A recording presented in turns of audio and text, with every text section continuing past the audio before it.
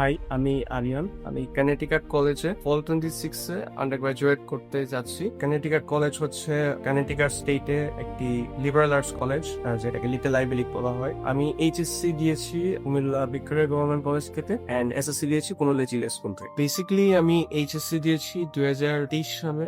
আমার result publish হয়েছিল November মাসে। তারপর হচ্ছে আমি চিন্তা করেছিলাম যে আমার মা বাবার ইচ্ছা ছিল আর কি বাংলাদেশে কোথাও অ্যাডমিশন টেস্ট দিয়ে দেন হচ্ছে আমার যে গোল ছিল আগে থেকে হচ্ছে ইউএসএ যাওয়ার প্রতি একটা ইন্টারেস্ট আগে থেকে ছিল, কিন্তু আব্বু আমাকে আমি তখন সেটা বলি নাই। আব্বু বলতেছিল যে অ্যাডমিশনটা দিয়ে মানে অ্যাডমিশন আব্বু আমার জন্য আমি অ্যাডমিশন দিব হচ্ছে। আমি অ্যাডমিশনের প্রিপারেশন নিয়েছিলাম, মেইনলি ইউনিভার্সিটি প্রিপারেশন নিয়েছিলাম। তারপর হচ্ছে মেডিকেল ওরকম ইচ্ছা ছিল আমার, তাও মেডিকেল একটা নর্মাল একটা এক্সাম দিচ্ছে দেওয়ার মতো করে। তো তারপর আমার মেডিকেল এক্সাম দিয়েছি হচ্ছে মোস্ট অফ ফেব্রুয়ারি 9, 2024। তারপর হচ্ছে আমার মেডিকেল রেজাল্ট পাবলিশ হওয়ার পরের দিন আমার আম্মুর একটা বার্ন অ্যাক্সিডেন্ট হয়।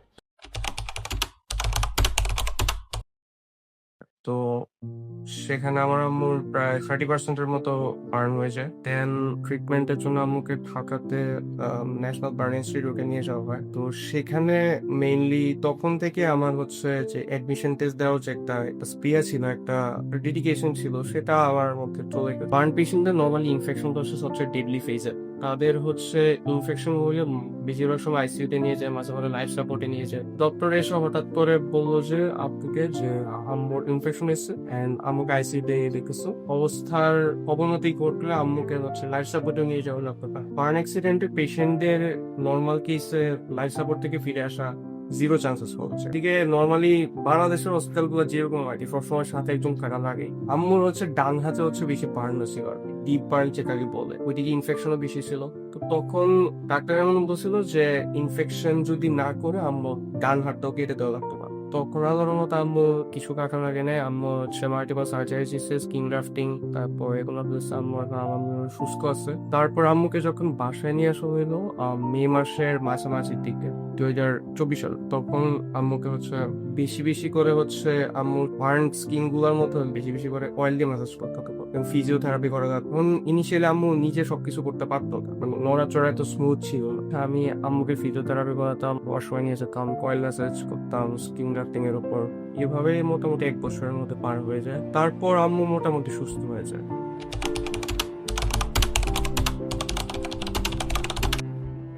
তারপর বিসমিল্লাহ বলে নামলাম এদিকে, এসএটি প্রিপারেশন স্টার্ট করলাম। অ্যাপ্লিকেশন জার্নিটা স্টার্ট করার আগে আব্বু হচ্ছে অনেক বেশি স্কেপটিক্যাল ছিল, যে কারণ স্বাভাবিক তারা এগুলো জানতো না। তারা আব্বু বলছিল যে ভর্তি হয়ে থেকে দেন হচ্ছে এটা কন্টিনিউ করানো হয়। আমি ব্যক্তিগতভাবে আর কি আমার কোন সন্তান দেশের বাইরে কোথাও সেটেল হোক, এটা আমি পার্সোনালি আসলে চাইছিলাম না আর কি।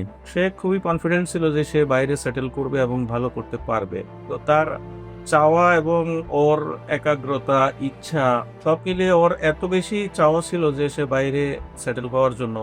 শেষ পর্যন্ত আমি তাকে মানে বাইরে সেটেল হওয়ার ব্যাপারে প্রিপারেশন নেওয়ার জন্য তাকে আমি গ্রিন সিগন্যাল দেই আর কি। আমার হাতে তখন মনে হয় 3 মান্থস একটু কম হবে এরকম টাইম ছিল সেটির জন্য। ফার্স্ট টাইম মেবি আমার স্কোর আসছিল 49.60 অগস্ট। দেন হচ্ছে আমি যে এসএডিটা দিছি ওইখানে আমার আলহামদুলিল্লাহ স্কোর আসছে 15-12। সবাই বললো ভালো স্কোর। দেন হচ্ছে আমি অ্যাপ্লিকেশন স্টার্ট করলাম। তো তারা বলছে যে তুমি হচ্ছে অ্যাডমিশন অফিসারকে রিচ আউট করো, রিচ আউট করে তোমার স্টোরিটা জানাও, তোমার ইয়ার পরো। আমি আমার স্টোরি জানাইছি, আমার আম্মুর অ্যাক্সিডেন্ট এগুলো সব কিছু ইয়ে করছি, এক্সট্রা কারিকুলার অ্যাক্টিভিটিস ছিল এগুলো সম্পর্কে ওদেরকে জানাইছি। দেন তারা আমাকে আরো ফাইন্যান্সিয়াল এইড দিচ্ছে, যার মাধ্যমে আমি একটা নিয়ার ফুল রাইড একটা স্কলারশিপ ওদের থেকে পেয়েছিলাম। এটার অ্যামাউন্ট বাংলাদেশি টাকায় 4 কোটি টাকার মতো ওরা প্রায় কাছাকাছি। তারপর আমি আরো অনেক কলেজ থেকেই অ্যাকসেপ্টেন্স পেয়েছি, প্রোফাইল 30+ colleges and universities থেকে পেয়েছি, like University of Michigan, Purdue University, East Western Reserve University, Denison University, Sewanee. Total আমার 30+ অ্যাকসেপ্টেন্সে আমার টোটাল স্কলারশিপ অফার 3.7 মিলিয়নের মতো কবে US dollar. I guess Connecticut college নিয়ে ভিসা ইন্টারভিউ ফেস করাটাই আমার সবচেয়ে বেস্ট ডিসিশন ছিল।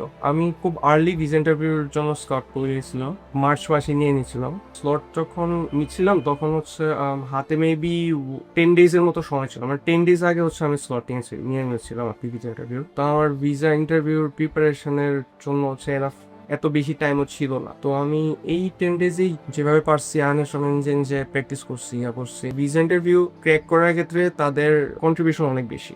ভিসা ইন্টারভিউর দিন এর আগে 3 সাড়ে ঘুমাইতে পারি। সকাল সকাল তাড়াতাড়ি উঠে গেছি, উঠে নামাজ করছি, নামাজ পড়ে দেন হচ্ছে রেডি হয়ে কোশ্চেন আনসার গুলো একটু রিভাইজ দিছিলাম, দেখতেছিলাম। দেন হচ্ছে এমবেসির সামনে যখন গেছিলাম তখন হচ্ছে লাইক খুবই মানে একটা ছিল আর কি, কি বলবো এটাকে, ওই ভয়টা আলাদা রকমের একটা অদৃশ্য ভয় কাজ করতেছিল।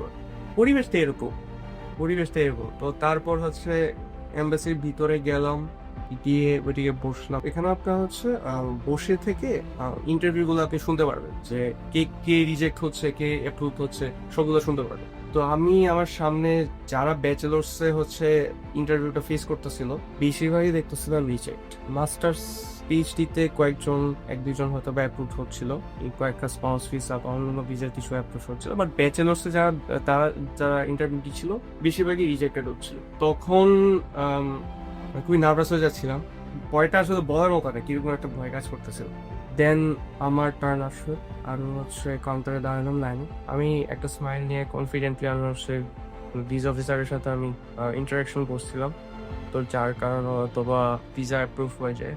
তখন ভিসা ইন্টারভিউ শেষে আমি যখন এম্বাসির হলওয়ে দিয়ে বা করিডোর দিয়ে যে হেঁটে যাচ্ছিলাম, মানে ভিসা ইন্টারভিউটা শেষ হওয়ার পরের মোমেন্টগুলো আমার মনে নেই, কারণ আমি বুঝতেছিলাম না যে আসলেই হয়েছে কিনা ব্যাপারটা। মানে কারণ এই ফল 26-এ যারা যাচ্ছে এখনকার ভিসা সিচুয়েশন অন্যান্য বছরের ভিসা সিচুয়েশন থেকে মাচ ওয়ার্স। মানে বলা যায় যে সব অডস আমার এগেস্টে ছিল। আমার তখনও বিশ্বাস হচ্ছিল ভিসা প্রাইস। তো এমবাসি থেকে বের হয়ে দেন আব্বুকে ফার্স্ট কল আব্বুকে দিছি। তো আব্বু হচ্ছে অনেক খুশিতে কাইন্ড অফ কাঁদো কাঁদো হয়ে গেছিল।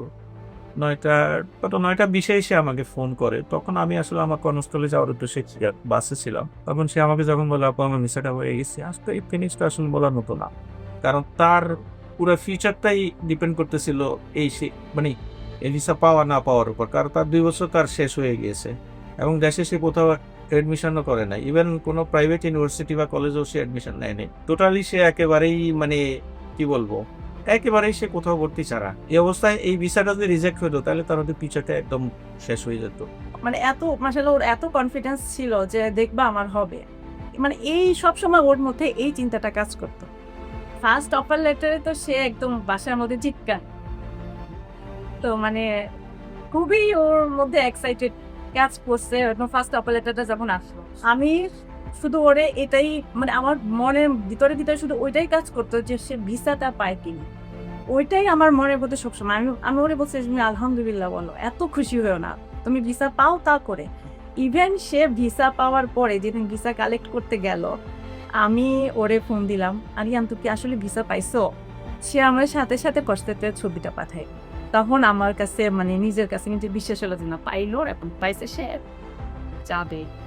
মেসেজ থাকবে সেটাই, সে ধরো এই জার্নিটার জন্য যেরকম প্রিপারেশন নিচ্ছে, সে যেরকম কষ্ট করছে, এর চেয়ে ভালো আরো বেশি কষ্ট করুক এবং ওখানে গিয়ে আরো ভালো বেটার কিছু দেখ, আমরাও যেন বলতে পারি যে না সে ওখানে গিয়ে অনেক ভালো কিছু করছে বা করতে পারতেছে, সেটাই আর কি। এমন টাইমে এই ধরনের একটা নিউজ পাওয়া যে তার ভিসাটা হয়ে গেছে এবং একটা ভালো কলেজে সে অ্যাডমিশনের সুযোগ পাচ্ছে, যে কোনো বাবা মার জন্য এটা অবশ্যই একটা গর্বের, আনন্দের, এবং এটা ভাষায় প্রকাশ করার মতো না। এটা অবশ্যই ভাষায় প্রকাশ করার মতো না, এটা ভাষায় প্রকাশ করে আসলে বোঝাতে পারবো না যে এটা আসলে কেমন, কতটুকু আসলে আনন্দের। এটা খুবই আনন্দের একটা খবর এবং আমি প্রত্যাশা করব সকল বাবা মা এই ধরনের সন্তানদের কাছ থেকে এই ধরনের আনন্দের খবরই আসুক।